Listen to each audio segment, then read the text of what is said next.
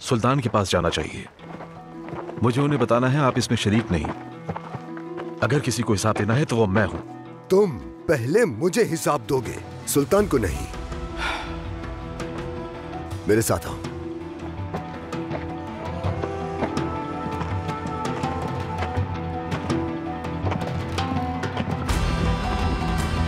सलाहुद्दीन, ए फर्जंदे Ayyubi, तुम इस तरह की हरकतों से कभी बाज नहीं आओगे। अब देखते हैं कि सुल्तान क्या करते हैं।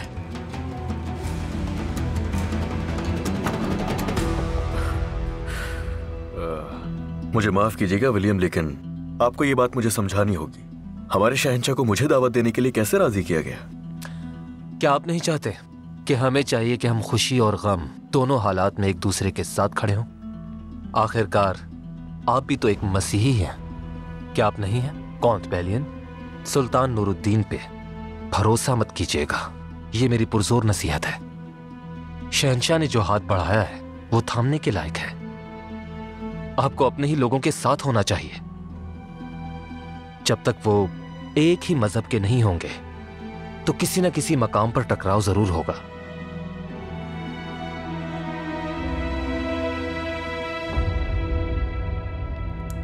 ये लापरवाही करने से पहले, ये भारी बोझ अकेले उठाने से पहले मुझे क्यों नहीं बताया?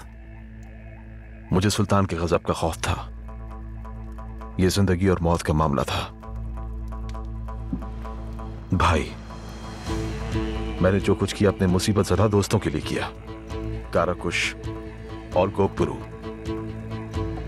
ये वो बहादुर लोग हैं जो मुसलमानों को सलेबियों से बचाएंगे। ये दोनों कुर्तबा के खुफिया मुहिम के दौरान अगवा किए गए और इन्हें किसी तरह राकिफ की कैद में पहुंचा दिया गया। उसने उन्हें एक और गुलाम फरोश को इस्कंदरिया में बेच दिया। इसके बाद क्या हुआ मैं नहीं जानता। एक सरायदार मुझे उनका ठिकाना बताने ही वाला था, मगर लेकिन फिर हम लोग आ गए, ऐसा ही हुआ ना?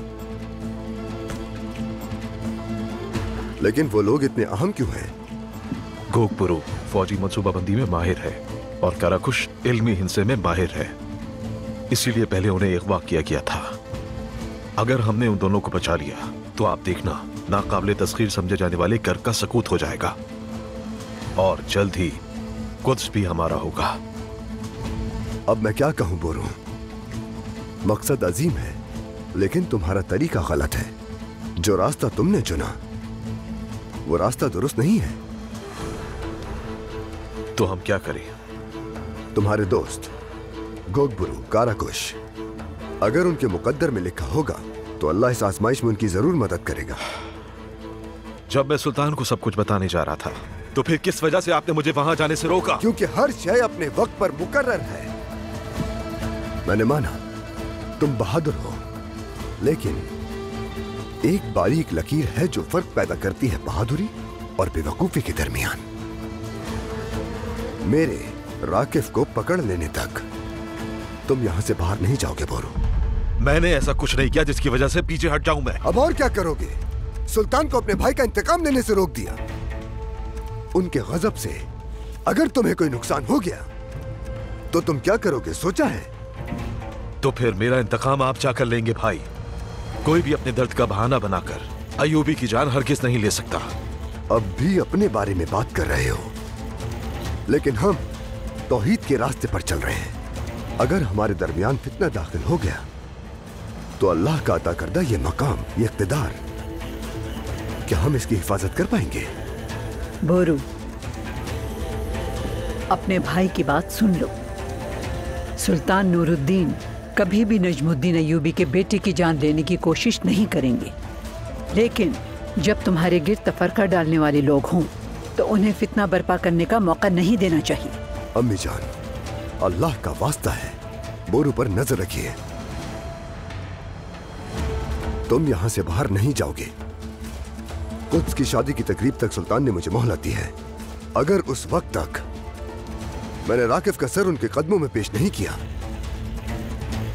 तो उसके बाद क्या होगा मैं सोच भी नहीं सकता।